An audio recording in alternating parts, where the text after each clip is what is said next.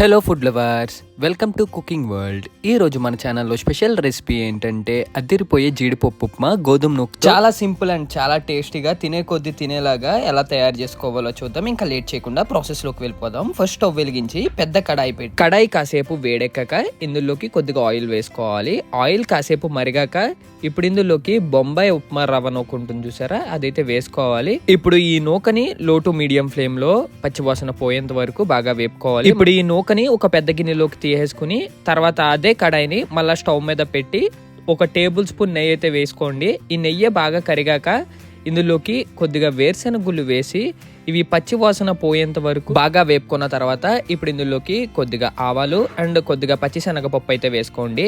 ఇప్పుడు ఇవి బాగా వేగాక ఇందులోకి కొద్దిగా జీలకర్ర, దీంతో పాటు కొద్దిగా జీడిపప్పు అయితే వేసుకోండి.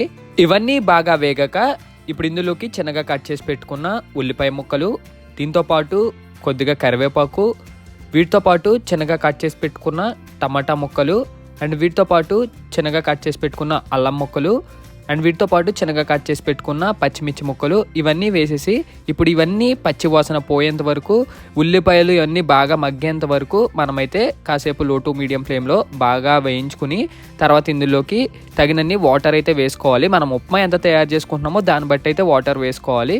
తర్వాత ఇందులోకి తగినంత సాల్ట్ వేసుకోండి. సాల్ట్ వేసిన తర్వాత గరిటెతో మొత్తం ఈ సాల్ట్ అంతా దీనికి బాగా కలిసేలాగా కలుపుకోండి. ఇప్పుడు ఈ వాటర్ ఇలాగా బబుల్స్ లా వచ్చిన తర్వాత కొద్దిగా ఆయిల్ వేసుకుని మళ్ళా గరిటెతో అయితే కలుపుకోండి. కాసేపు అయ్యాక మనకి వాటర్ అయితే ఇలాగా బబుల్స్ లా వస్తుంది. అప్పుడు ఇందులోకి ముందుగా మనం వేపు పెట్టుకున్న బొంబాయి రవ్వ నూక ఉంటుంది చూసారా, అదైతే వేసుకోండి. అది వేసుకుంటూ ఒక గరిటెతో ఈ వాటర్ని అయితే అటు ఇటు కలుపుకుంటూ ఉండాలి. ఎందుకంటే మనం ఇలా కలుపుకోవడం వల్ల ఉప్మా అయితే మనకి ఉండల కింద అయితే పట్టదనమాట. అండ్ మనం ఈ ఉప్మా తయారు చేసుకోవడం కోసం నూక ఎంత వేయాలని చెప్పేసి డౌట్ రావచ్చు. మనం వాటర్లో ఈ నూక వేసినప్పుడే తెలుస్తుంది మనకి. పలచగా కావాలంటే తక్కువ అయితే వేసుకోవాలి నూక.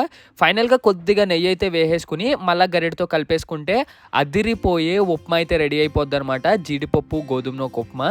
సో ఈ ఉప్మాని ఒక గిన్నెలోకి తీసుకుని ఒక ప్లేట్లోకి ఇలాగా మనం రివర్స్ చేసుకుంటే మనకి జీడిపప్పు ఉప్మా అయితే రెడీ అయిపోతుంది. ఆల్రెడీ మనం ఈ ఉప్మాలో జీడిపప్పు వేసాం కదా, పైన కొద్దిగా డెకరేషన్ కోసం కొన్ని జీడిపప్పులు అయితే వేసాను అనమాట. సో మనం వేడి వేడి ఉప్మా అయితే రెడీ అయిపోయింది. ఒక స్పూన్తో ఆ జీడిపప్పులు అండ్ ఈ ఉప్మాని కలుపుకుని తింటే టేస్ట్ అయితే నెక్స్ట్ లెవెల్ ఉంటుంది. మీలో ఎంతమందికి ఈ ఉప్మా అంటే ఇష్టమో కామెంట్ చేయండి. వీడియో నచ్చితే లైక్ చేసి షేర్ చేసి సబ్స్క్రైబ్ చేయండి. ఇంకా నెక్స్ట్ వీడియోలో మళ్ళీ కలుద్దాం. బాయ్.